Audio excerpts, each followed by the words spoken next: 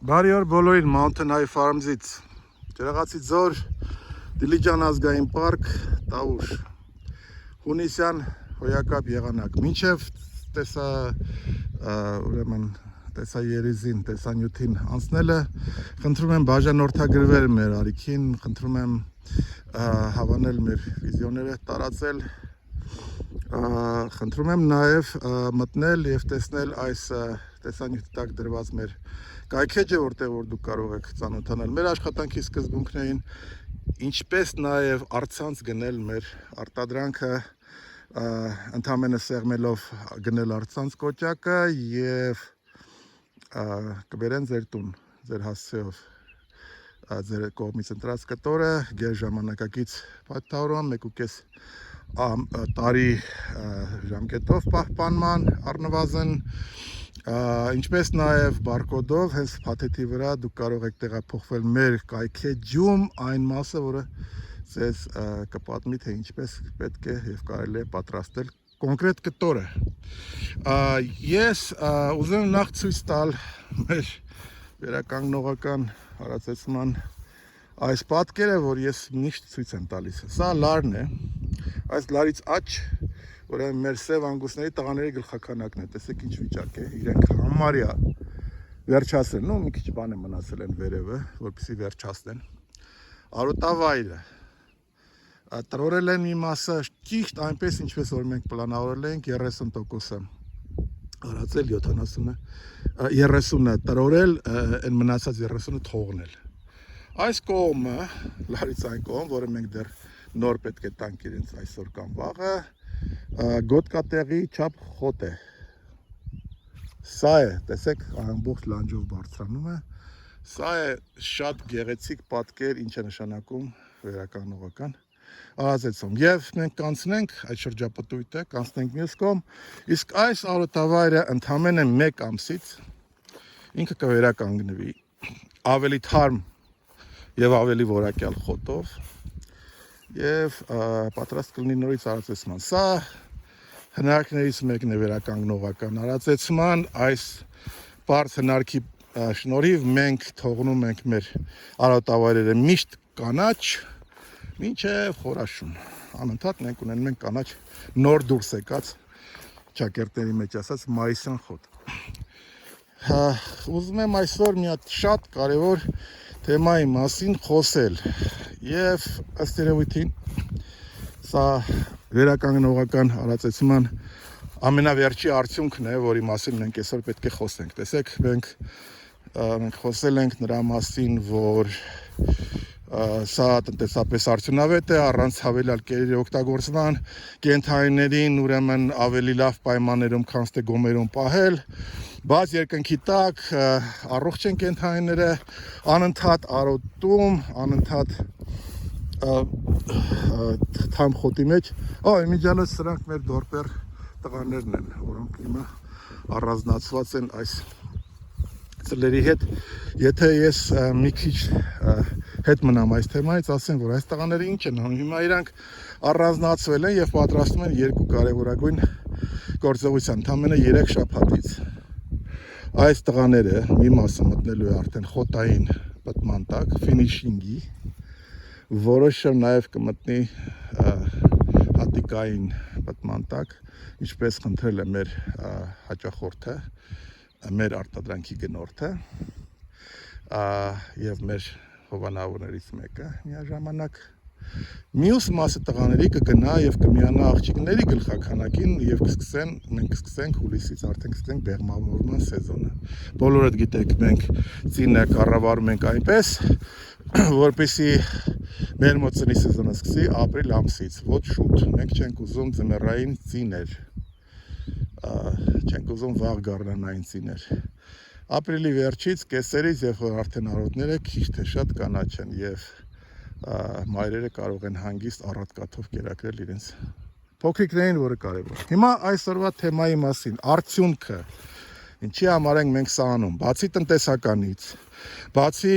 ուրիշ երկրներից կեր չներկրել, գումար տալ և այլ, բացի առողջ կենդանիների պահվածքից, բացի անընդհատ կանաչ խոտով եւ նույնիսկ ձմեռը պահոստարված արոտավայրերում իրենց արածեցնելուց բացի ինչի ենք գալիս մենք, ինչ արդյունք ենք ստանում, ամենակարևորը մենք ժողովուրդ ստանում ենք ամբողջությամբ բնական մարգագետնային խոտի վրա աճեցրած միսը versus, այսինքն համեմատած ավանդական անասնապահության ժամանակ ստացված տարբեր տեսակի առանց խտրականության ինչ հնարավոր է կերերի, հատիկային, կոմբինացված, պեստիցիդներով, պարարտանյութերով, արհեստական, աճեցրած GMO, այսինքն գենետիկորեն մոդիֆիկացված օրգանիզմների կիրառմամբ աճեցված կովերի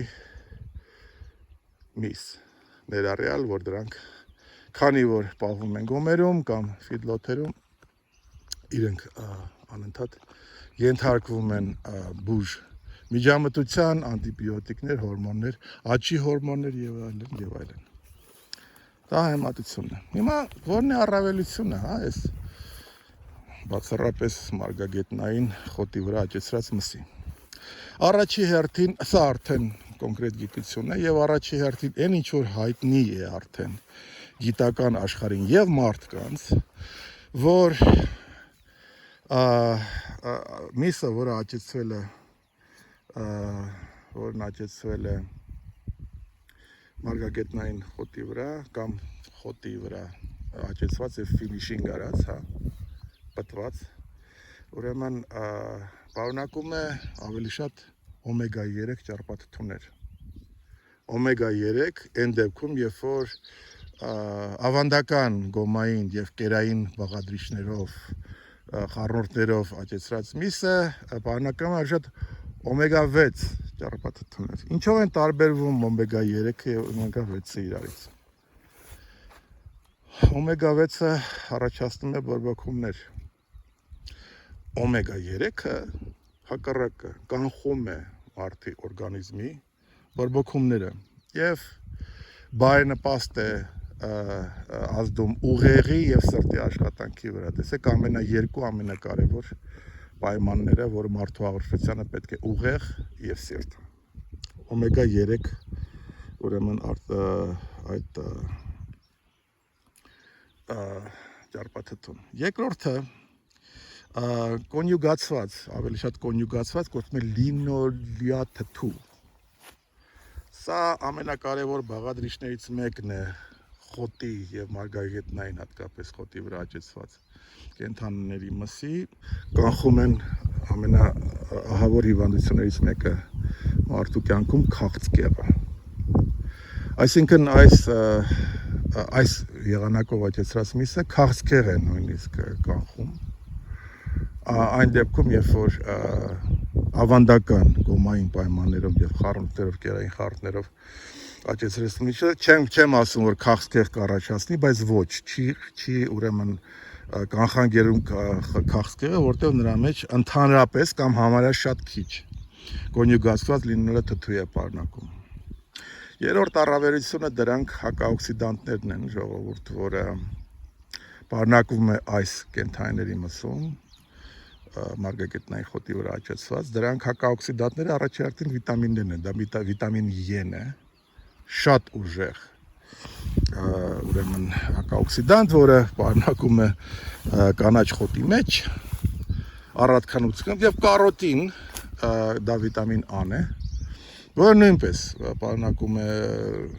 կանաչ խոտի մեջ, խում են սրտայի անոթային հիվանդությունները, եւ անընդհատ անոթները մաքուր պահելով եւ չթողնելով որպեսզի օքսիդան օրինակի համար խոլեստերինը կանխում են երկու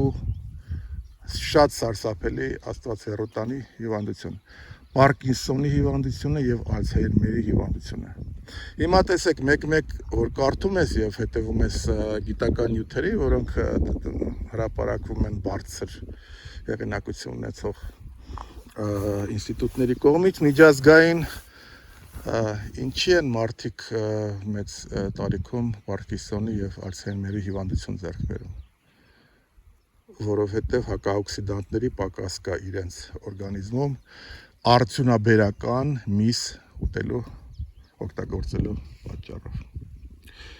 Վերջում չի արդեն վերջի հարցում չի արդեն գլուտացինն է եւ սուպերօքսիդ դիսմատազա։ Սրանք շատ ուժեղ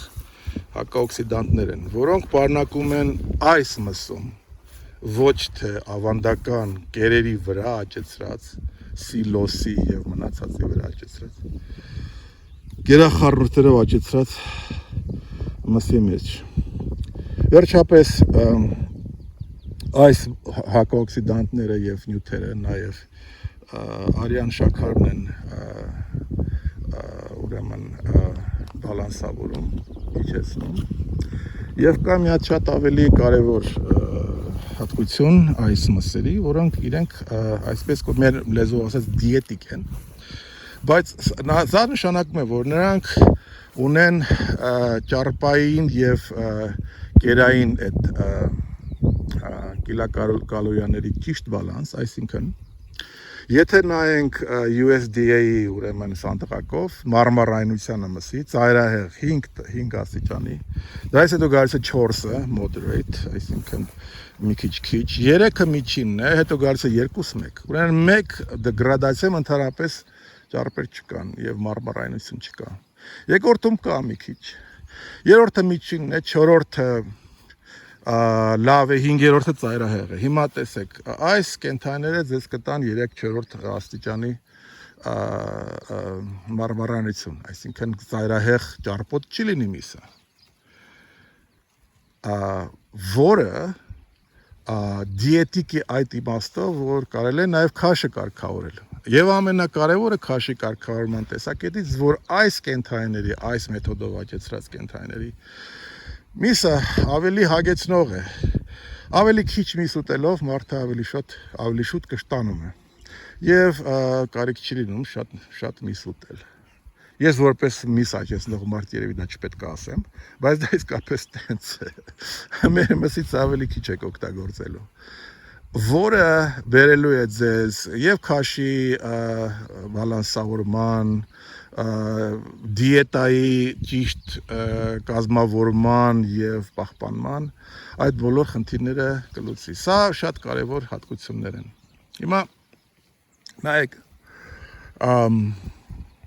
վերականգնողական արածեցման տեխնոլոգիան բոլորս վերջերս ասենք կան, մի քանի տասնամյակ է, երևի 4 տասնամյակ,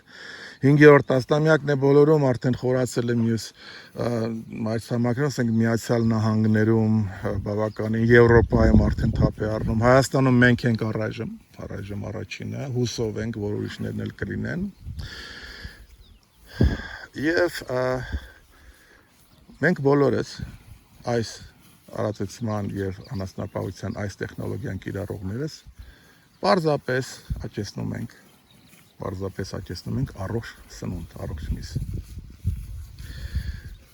Մենք պահպանում ենք նաեւ բնությունը, պահպանում ենք կարոտները, զարգացնում ենք կարոտները։ Մենք ածխածնի պահոստավորում ենք անցկացնում, քանի որ անընդհատ կանաչ պահելով արոտները ավելի շատ ածխածին են այս սարերը եւ խոտը պահոստավորում հողի մեջ։ Բնապահպանական մեծ նշանակություն ունի, հոգեբանական մեծ նշանակություն ունի, այս կենթանիները ապրում են ստրեսից ազատված կյանքով, ստրեսազերծ կյանքով, եւ բնականաբար այս դեպքում